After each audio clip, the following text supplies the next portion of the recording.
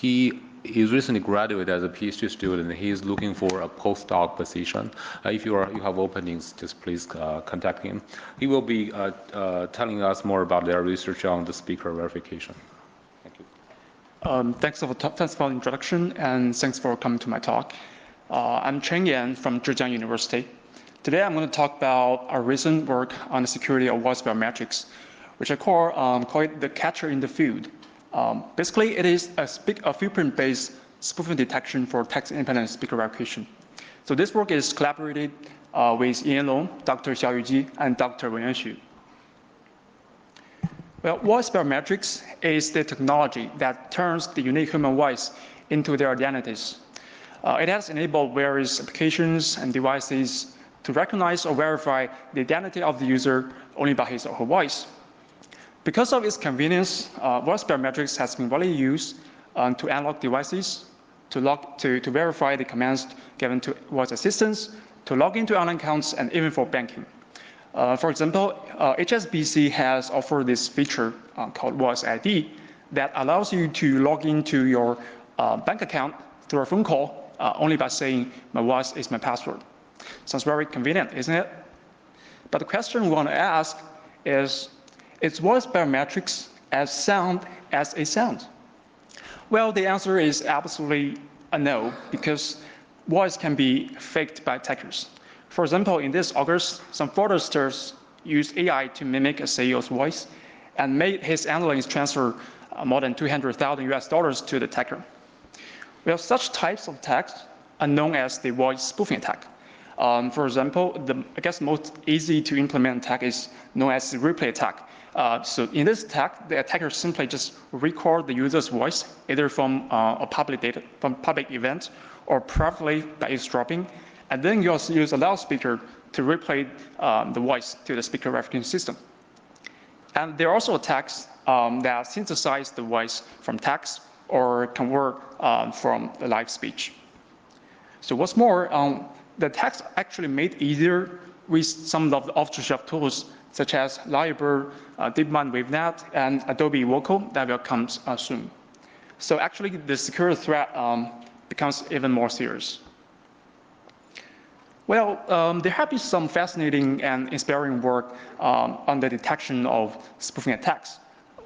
For example, by detecting the liveness of the user, the existence of the loudspeaker, or use extra sensor for the speaker verification, and even detecting the difference of signals in the attack signal. Well, most of this work, they either require a predefined passphrase for the user to say, or require the user to carry an extra device. Well, our goals are threefold. The first, that we want to detect a design system that can detect voice spoofing attacks with a good performance. And secondly, we want a system to be applicable to smartphones, because smartphones are the most popular device that voice biometrics are used. And third, we wish to achieve a balance between security and usability. So we want a system to be text independent. So this means that our detection is independent of whatever the user says. And second, we wish our system to be implemented only on a device, only on a smartphone, without using any extra device. And third, we want a system to be used at any user preferred or defined device positions. So with these goals in mind, let me introduce our first key insight. So let's briefly revisit how the authentic user or spoofing attacker interacts with the speaker verification system. So suppose we have this authentic user named Bob, and he says something to his smartphone, which records his voice as voice signal and sent to the speaker verification system. And the system will know that it is Bob by his voice. So for the attacker, no matter it is replay, synthesize, or conversion, the attacker actually uses a loudspeaker to play the spoof sound to the smartphone, which records the voice signal and sent to the speaker verification system. So if the voice signal is good enough, the system will think that the attacker is Bob. So an intuitive approach to detect such attacks is to find the difference between the voice signal of the user and the spoofing attacker. But one problem is that as the attacker can use more higher quality devices, such as loudspeakers and microphones, or as the techniques of synthesis and conversion improves, the difference between these two signals can actually become very small, and it might be very difficult to detect only based on this voice signal. So then the key of detection becomes to detect whether the sound, the voice comes from a loudspeaker instead of this sender user. So how can we do that without using extra devices? Well, we actually find that when a speaker generates a sound, no matter it is a sender user or a loudspeaker, they actually create a sound field around them, which is essentially a physical field of acoustic energy that describes the dispersion of acoustic energy over space. So as you can see from this illustration figure that they look different, right? So if it is a case that the sound fields of sender user and attackers are different, and if it can extract some fingerprint from the sound field, well, let's name it fingerprint. And if the fingerprint can preserve the difference of the sound fields, we can send the fingerprint to the detection system, and if I know that it is the attacker and it is not bot. So our assumption is that even if the attacker can make a sound that is highly similar to the user's voice, it might be very difficult for the attacker to replicate the sound field or to acquire the fingerprint. So to look more into this fingerprint, we asked 3 research questions. The first one is, can the sound fields of sender users and spoofing attackers be different? Well, to answer this question, we ran a simulation of sound fields in MATLAB. So the first factor we want to investigate is the effect of the size of the sound source. So this figure shows the instantaneous sound field of a sound source located at the bottom of this figure, which is a point source. And the yellow means the peak, and blue and gray means the troughs of the sound field. Now this figure shows the average energy distribution of the first figure. And you can see that so the sound field of this sound source seems like more omnidirectional. So the energy is distributed more evenly in every direction. However, as we increase the size of the sound field, the size of the sound source from the point source to a line source of 100 millimeters and then to 200 millimeters, and you can tell from the second row and also from the first row that their sound fields are different. I mean, actually, the sound field becomes more directional. So the conclusion is that if the sound source has a larger size, its sound field is more directional. So natural question then becomes, what is the difference of human and loudspeaker in size as they are both sound sources? So here are the sectional view of a human and a loudspeaker. So the source of vibration is a vocal cord for the human and voice coil for the loudspeaker. But the part that actually radiates the sound is the mouth and the nostril for the human, and the diaphragm for the loudspeaker. And you can tell that they're essentially different in size and shape. So we have the reason to believe that, to assume that the sound fields of human and loudspeaker might be different. So besides the size of the sound source, another factor that we investigate is the effect of the sound wavelengths. So we run a similar simulation, but this time we keep the size of the sound source the same, and then we decrease the wavelengths of the generated sound, which means that we increase the frequency. And so you can see that if the generated sound has a smaller wavelength, which means a higher frequency, then the sound field is more directional. So the conclusion here is that when we analyze a sound field, we need to consider the effect of the different frequencies. Well, the second research question is how to extract fingerprints from sound fields without using devices other than a smartphone. Well, we know that there are only limited number of microphones on smartphone, but mostly they will have at least 2 microphones. So what can we get from these 2 microphones on the top and bottom of the smartphone?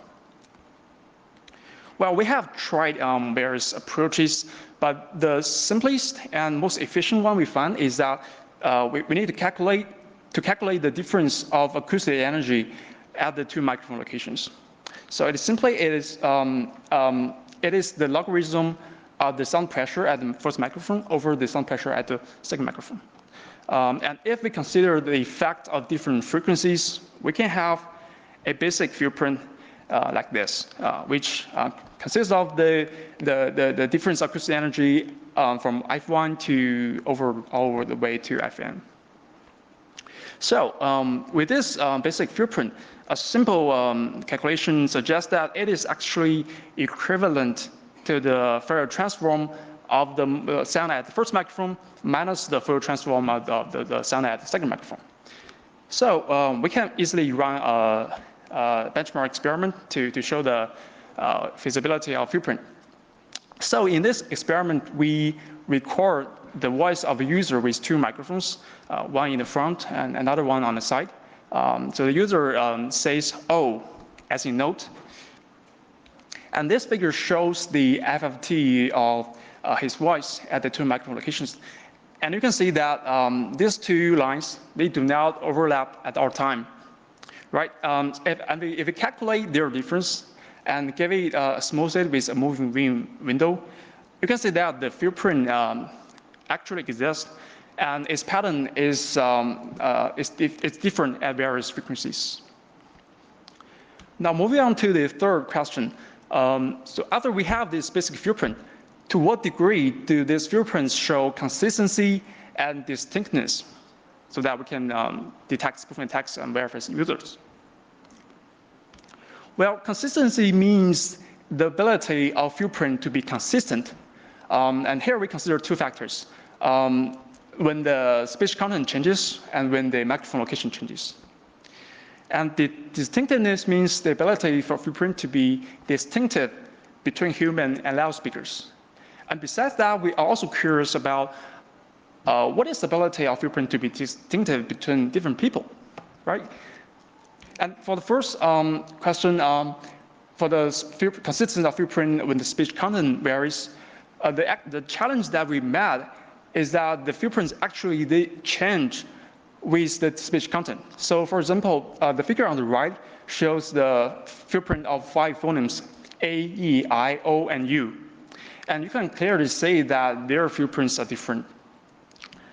So to solve this challenge, we come up with a term named LTAF, which means the long-time average footprint.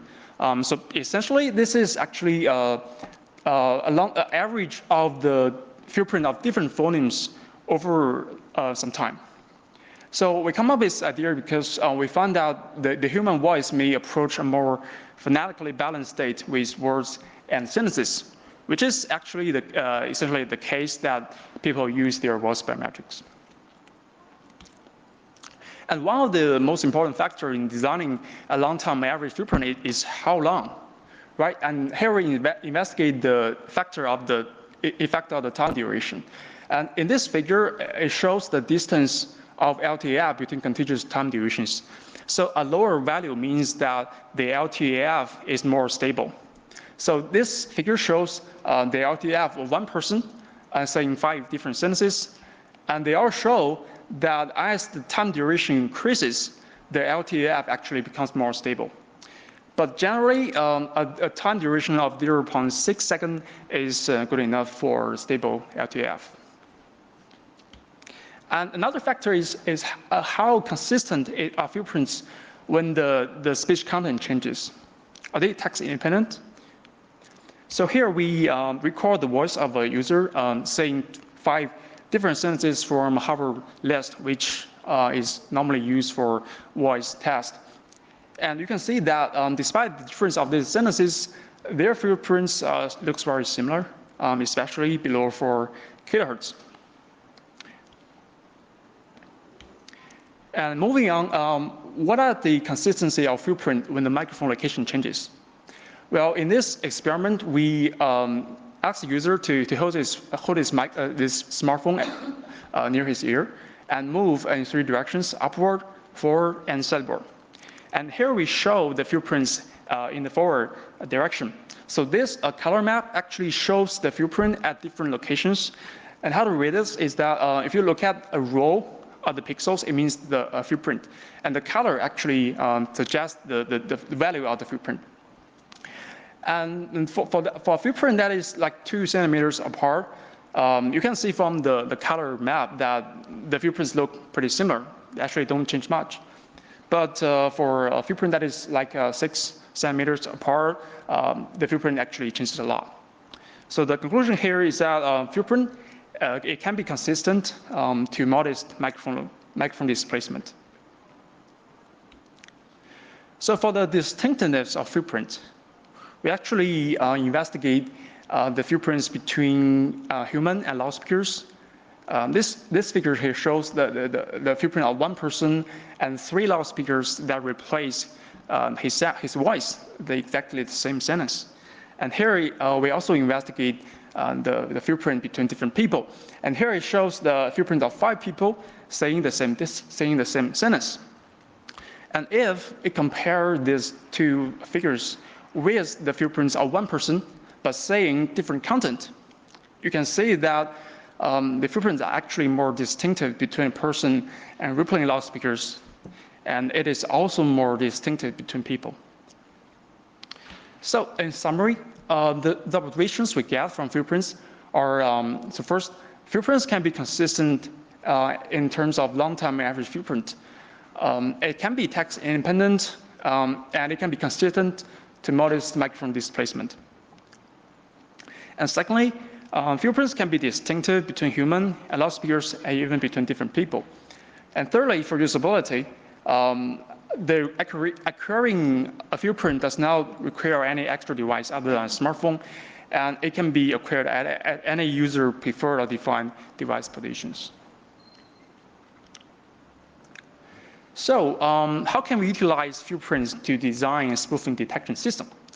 So here we design a system named CAFIELD, which is in short for the catcher in the field, sound field, which is a spoofing detection system based on fingerprints. And the system actually involves 2 stages. You're probably very familiar.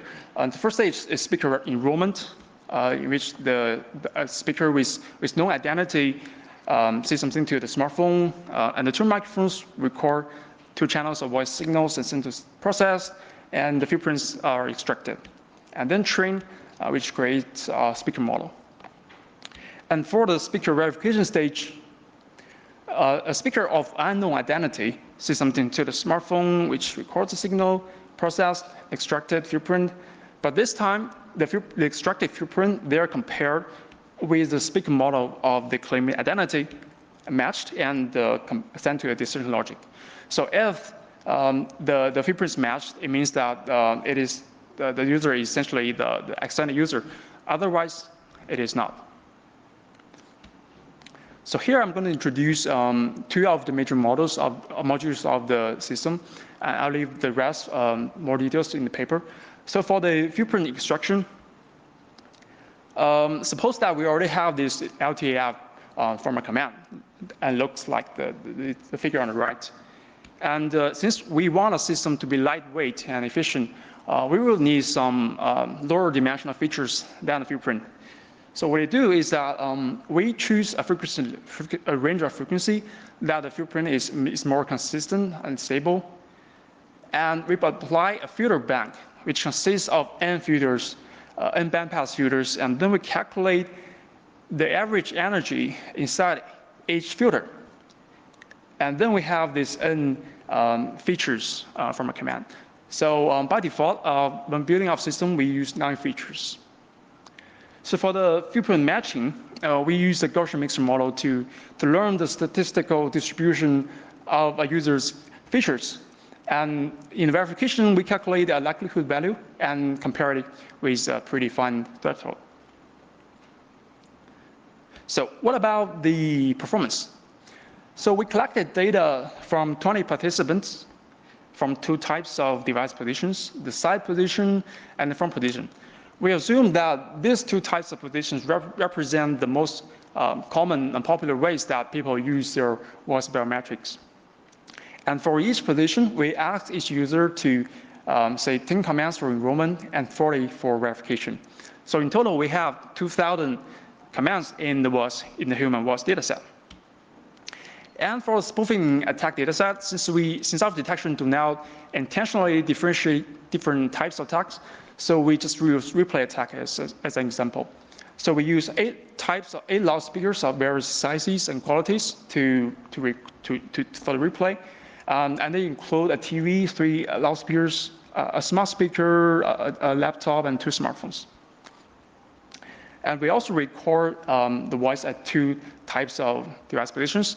We do the same with the user because we assume that attacker may acquire a more similar fingerprint if the device is positioned at the similar position. So in total, we have 16,000 spoofing commands in this data set. And the metrics that we use include accuracy, equal error rate, false acceptance rate, and false rejection rate. So for the overall performance, we consider two aspects. The first one is the performance of detecting spoofing attacks. And the second is the performance of differentiating different human speakers. This table shows the performance. And for detecting spoofing attacks, we achieve accuracy of more than higher than 99%, and FAR and ER below 1%. And for differentiating human speakers, the accuracy is about 8%, and the other 3 factors are all below 2%. So the conclusion here is that the field is highly effective in detecting spoofing attacks and also in differentiating different people. So to look more into the performance, we show the ROC curves of 5 participants of ER with ER minimum of 0% and highest 6%. And they all show that their ROC curves are all close to the upper left corner. And for differentiating human speakers, here we show the feature separation of these 20 participants after a dimension reduction with TSNE. And this figure shows that their features can actually be well clustered. So besides this, we want to know what are the factors that might affect the performance of spoofing detection. So here we evaluate the effect of system parameters and the effect of smartphone positions. For the system parameters, we evaluate the filter number, which is also the feature number, and also the filter bank upper limit. So as you can see from this figure, the conclusion is that if there are more filters in the filter bank, which means there are more features, we actually can achieve a higher performance in the detection. And if the frequency boundary is about 5 kHz, we observe a slight drop of the performance, which also corresponds with our earlier discussion that the discovery that the LTF is more consistent and stable below 4 kHz.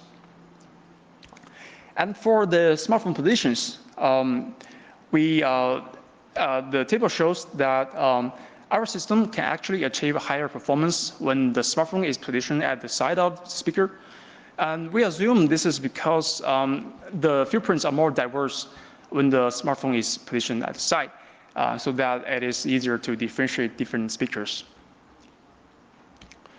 Well, in conclusion, in this work, we discovered the difference of sound fields between authentic users and replaying and spoofing attacks, and designed a fingerprint to quantify the difference of these sound fields. We designed a system named Confuse, which is a fingerprint-based spoofing detection system that is text independent and requires no actual device other than a smartphone. And our evaluation shows high performance in detecting attacks, and also in differentiating different speakers as well. Well, looking forward, we hope that to achieve spoofing attack detection at arbitrary device positions across sessions, and we also hope to experimentally evaluate the feasibility of replicating the sound field with human-shaped loudspeakers. Okay, some last words, a few more words before I again. So I'm going to graduate soon and on the job market. So if you're interested in my research, I would really appreciate any suggestion on what advice. Thank you so much, and I'm ready to take questions.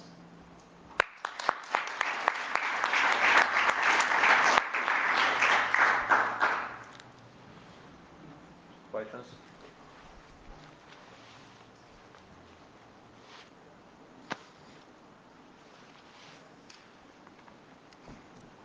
Oh, thank you. Very interesting and a good topic. I've got two questions. The first question is, do you test the scenario if there's some object between the speaker, user, and the phone?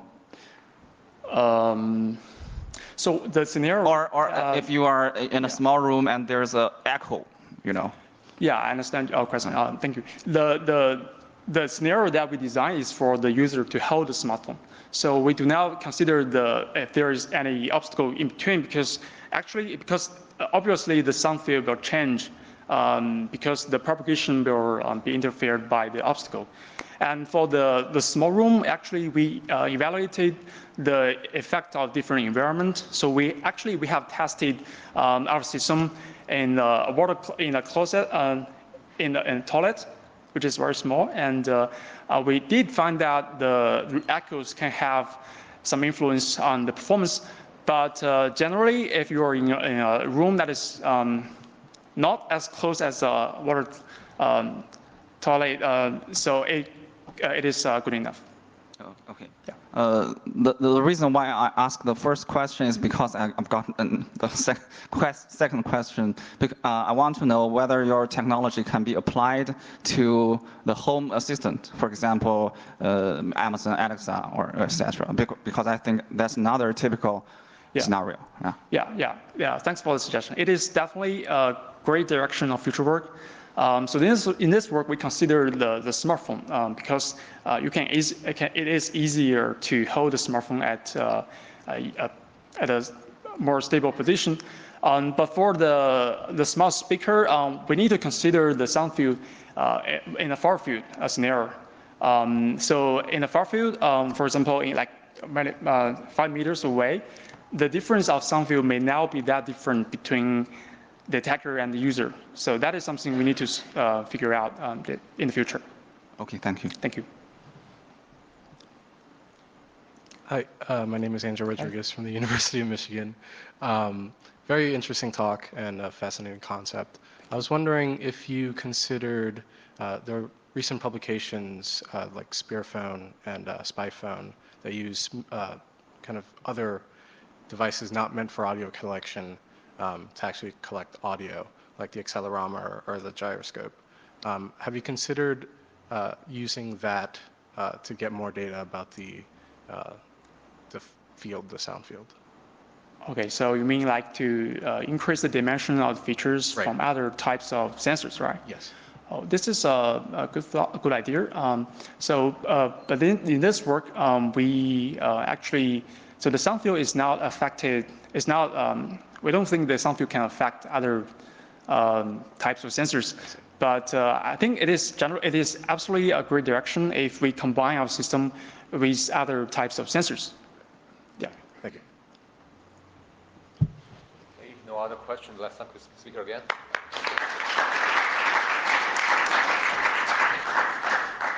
Thank you for attending the session, and this is the end of the session. Thanks every speaker, all 4 speakers, and all authors of this papers. Thank you.